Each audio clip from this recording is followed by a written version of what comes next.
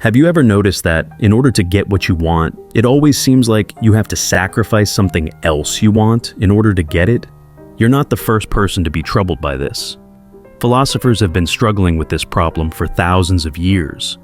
Most have tried to solve it by claiming that there are higher wants in some form or another, and that to reach them, you must sacrifice your lower wants. But despite its popularity, this conventional wisdom leaves a glaring question unanswered. How do you know what you actually want in the first place? And for that matter, how can you be sure that you actually want it? By the end of this video, you're going to finally understand why your desires conflict so often. And you're going to discover how to make the right choice and stick to it, without second guessing and without being conflicted. If you ask most people, they will paint a simple picture of their lives. There are things they truly want and things they only want momentarily. Most people also seem to have a pretty good idea which is which. Yes, I want to go home and play video games, but I really want to keep my job. Yes, I want to flirt with my coworker, but I really want to stay loyal to my partner. I want to buy that expensive concert ticket, but I really want to achieve greater financial stability. However, if you were to press most people to explain why, you might be surprised how quickly they would struggle to justify their choices. Why do you value your current relationship over the opportunity to form a new one? Why do you place your job ahead of your own free time? Most people will say they value the long term over the short term.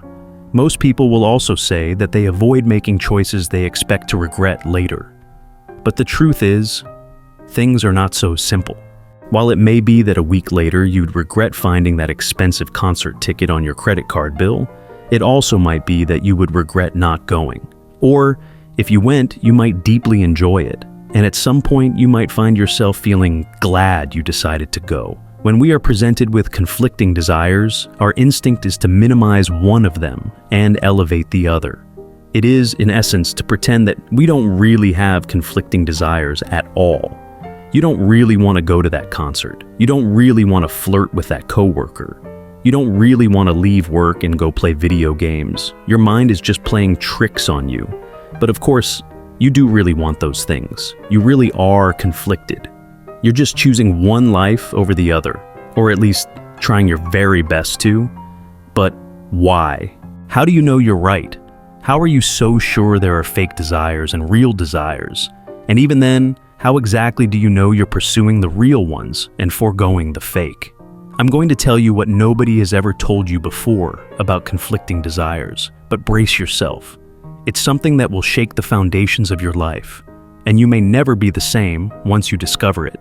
The truth is this: all conflicting desires point to an underlying desire that is actually unified. You don't have two desires competing against each other until one of them wins. At your core, there is always only one deeper desire. It only looks like conflict on the surface. Think about it. What would it even mean to have two different desires at the same time? How would that be possible? It's a paradox. This isn't what's really happening. What is happening is the world is presenting you with choices, and these choices appeal to different aspects of your underlying desire. Do I choose a night out with friends or a balance I can pay off at the end of the month? Do I choose romantic depth or sexual variety? Do I choose six-pack abs or a six-pack of beer? We feel confident we know the right answers to each and every one of these dilemmas, and that only one answer aligns with our true selves. But that doesn't make any sense. If the real you spends a considerable amount of your real life grappling with your desire to make the opposite choice, what does it mean to say your true self has nothing to do with it? The harsh but ultimately liberating reality is this: the real you wants both. I'm willing to bet that deep down, you're already aware of this. You just haven't felt safe admitting it to yourself yet. The reason not only you, but so many other people are reluctant to recognize this is because it doesn't seem like it's possible to actually have both.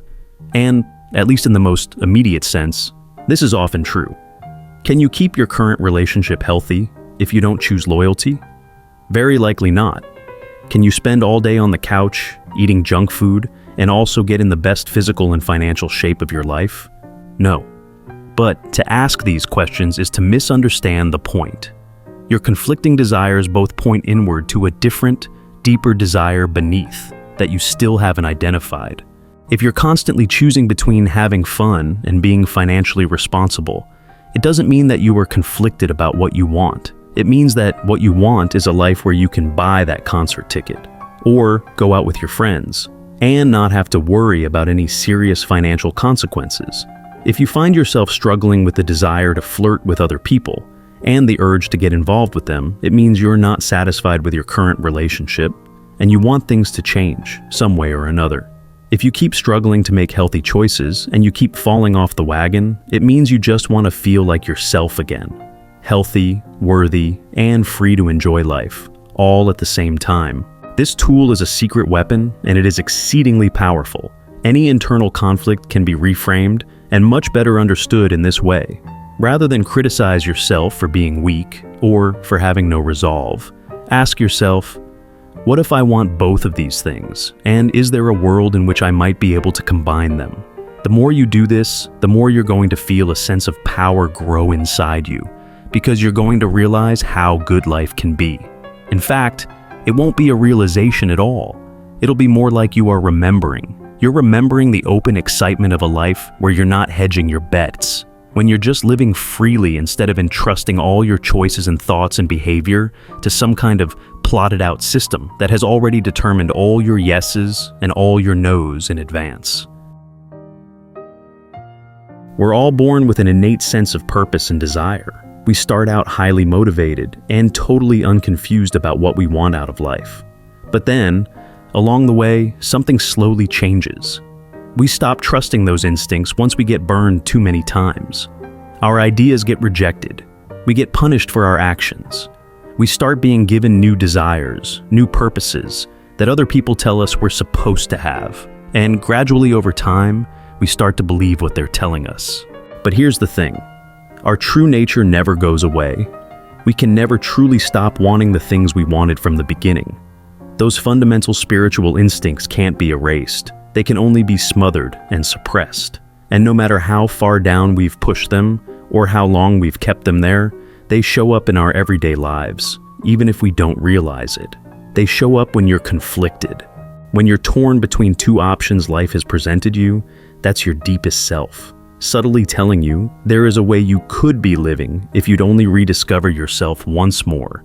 And that process of self-rediscovery is where the fantasy starts to become reality. But first, if you're finding this video to be true and it's turning on any lights for you, please consider subscribing to help spread this message. Even once you realize it's lurking down there, uncovering your true desire as a human being isn't automatic or easy. It takes some skillful work to penetrate the layers of conditioning and reinforced thought patterns that block your inner self from view. Oftentimes, the best place to start is by asking this. If I were myself as a child and I met myself today, what would I think? You might be surprised how revealing this can be if you give it some extended thought. Your childhood self would likely be amazed and excited by your best creative projects, but would they have much interest in how those projects aligned with current trends, or how industrially viable they were? Your childhood self would be enamored by adventurous or exciting experiences available to your adult self, whether it be traveling, gaming, or even building something in the physical world. But would they care how much any of it cost, whether it was top tier or second tier, or even unusually cheap? What would your childhood self think about your romantic life and your friendships? Are you surrounding yourself with people who treat you the way you deserve? How about what you do for work and what you spend your time on? Would you as a child see you as a brave, inspiring hero to emulate, or a disappointing, half-hearted future possibility they'd wish to avoid? There's much your childhood self didn't yet understand, but there's also something your childhood self understood perfectly that you've since forgotten. Life is supposed to be fun. You may have the impression that as an adult, you've gone out and seen the world firsthand and learned the hard lesson that as a child, you were sold a fantasy that wasn't real. But it's not the world that has lost its luster, it's you. It's your perspective. It's what you're paying attention to and what you're overlooking. And because of this shift in attention, you've arrived at a place in your life where you're conflicted and confused and starved for meaning. You lost the plot. You veered off course. And now, you're living for other people, other values, external standards, and not yourself. There is only one solution. You must become like a child once again. As crazy as this might sound, it's actually the same advice many of the greatest spiritual leaders have given. One of them was arguably the single most famous and most persistently misunderstood person in human history. A brown-skinned Jewish political subversive from the Roman Empire called Jesus Christ. Before his inevitable dismay at the 2,000 years of conquest, repression, and wealth gathering that so many would later credit him for, during his life, Jesus wandered around the Middle East, telling people to give all their wealth away, love their enemies, and, believe it or not, change and become like little children.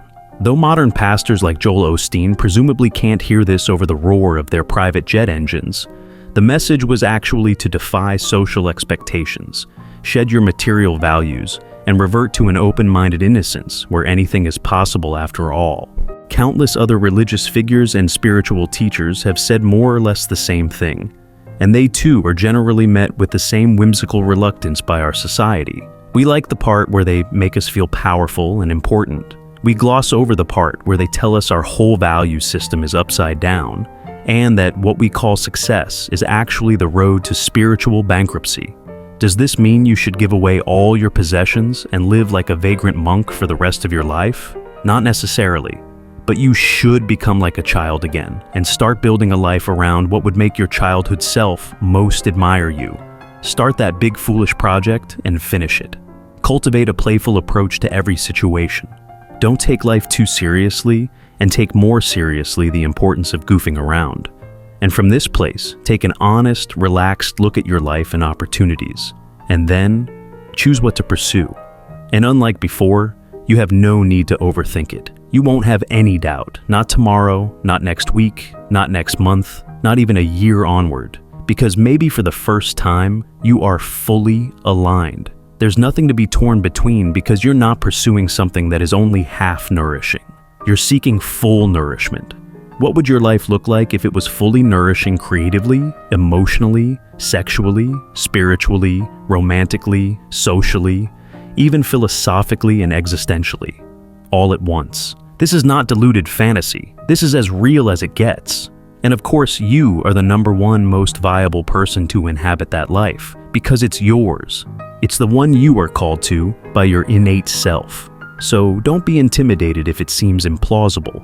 It's just different from what you're used to, different from what you've known before, or at the very least, something you haven't known in a long, long time. Thanks for watching.